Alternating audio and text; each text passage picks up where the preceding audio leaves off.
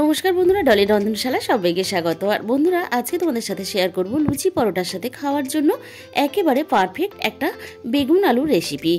এখানে আমি একটা বড় সাইজের বেগুন নিয়েছি, তবে বেগুনটা আমি পুরোটা দেবো না, অর্ধেকেরও কম নিয়ে আমি এইভাবে ছোট ছোট করে বেগুনটা কেটে নেব। প্রথমে বেগুনের পরিমাণটা তোমরা তোমাদের নিজেদের মতন করে এখানে ব্যবহার করবে। এবার আমি জলের মধ্যে 1 চামচ পরিমাণ লবণ দিয়ে বেগুনটাকে ভিজিয়ে রাখবো। এতে বেগুনের কষ্টটাও বেরিয়ে যাবে, মুখের মধ্যে যে চুলকায় বেগুন খেলে অনেকে, সেটাও হবে না। এবারে এদিকে একটা মাঝারি সাইজের আলু নিয়ে এইভাবে দেখো লম্বা লম্বা করে আলুগুলো কেটে রেডি করে নিলাম। এবার আমি প্রথমে কড়াইয়ের মধ্যে প্রয়োজন মতো সরষের তেল দিয়ে দিলাম। সরষের তেলটা গরম হতে কেটে রাখা আলুগুলো তেলের মধ্যে দিয়ে স্বাদ মতো আলুতে লবণ দিয়ে দিলাম। এরপর দিয়ে দিলাম অল্প একটু হলুদ গুঁড়ো। গ্যাসের আঁচটা কমিয়ে আলুগুলো সুন্দর করে আমি এখানে লাল লাল করে ভেজে নিলাম।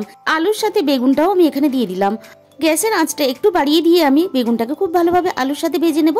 এতে বেগুনটা সুন্দর করে ভাজাও হয়ে যাবে। আর বেগুনটা ভাজার পরে দেখো সুন্দরভাবে কিন্তু গোটা গোটা রয়েছে, আর বেগুনটা ভাজাও হয়ে গেছে। এবারে আমি সমস্ত আলু বেগুনগুলো তুলে নিয়ে ওই একই কড়াইয়ের মধ্যে 1 চামচ পরিমাণ তেল দিয়ে দিলাম।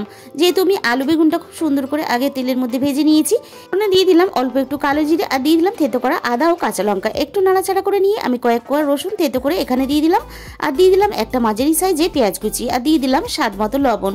2 থেকে 3 মিনিট আমি পেঁয়াজ আর রসুনটাকে ভেজে নেব। এর থেকে খুব বেশি ভাজবো না, তাহলে খেতে ভালো লাগবে না। এরপরে আমি দিয়ে দিলাম এখানে 1 চামচ পরিমাণ বেসন। বেগুনের তরকারিতে বেসন ব্যবহার করলে বেগুনের তরকারি টেস্টটা খুব ভালো হয়। বেসনটাকে হালকা আঁচে খুব ভালোভাবে ভেজে নিয়ে আমি দিয়ে দিলাম এখানে অল্প একটু জল। এরপরে দিয়ে দিলাম 1/2 চামচ পরিমাণ হলুদ গুঁড়ো, আর দিয়ে দিলাম 1 চামচ পরিমাণ লঙ্কার গুঁড়ো, আর দিয়ে দিলাম 1/2 চামচ পরিমাণ জিরে গুঁড়ো, 1/2 চামচ পরিমাণ ধনে গুঁড়ো।